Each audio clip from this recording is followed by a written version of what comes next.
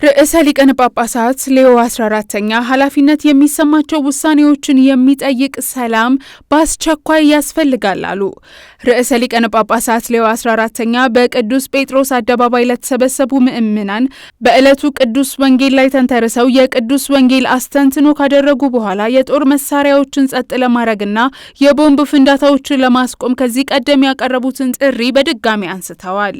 ወዲያውኑ የተኩስ አቁም ይዳረስና ወደ ሰላም የሚወስደውን መንገድ ለመዘርጋት የሚደረገው ውይይት ይበረታታ ያሉት ርዕሰ ሊቃነ ጳጳሳቱ እያንዳንዱ ጦርነት በሰው ልጅ ቤተሰብ ላይ የደረሰ ቁስል ነው፣ ሞትን፣ ውድመትንና ለትውልዶች የህመም መንገድ ይከፍታል ሲሉ ቅዱስነታቸው በአጽንኦት ተናግረዋል።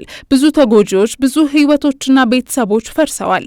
እጅግ በጣም ከፍተኛ ውድመት ደርሷል። እያንዳንዱ ጦርነት ሞትን፣ ውድመትንና ትውልድን የሚያስታውስ የህመም ዱካን ይተዋል።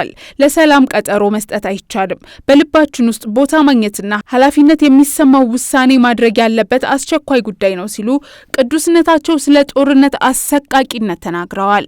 ርዕሰ ሊቃነ ጳጳሳቱ ሁሉም ሰው ለዩክሬን ህዝብና በዚህ ምክንያት ጦርነትና በዓለም ላይ ባለው እያንዳንዱ ግጭት ምክንያት ለሚሰቃዩ ሁሉ በጸሎት እንዲሳተፉ አጥብቀው አበረታተዋል። ለረጅም ጊዜ ሲጠበቅ የነበረው የሰላም ስጦታ በዘመናችን ላይ እንዲበራ በጋራ እንጸልይ በማለት መልእክታቸውን አስተላልፈዋል።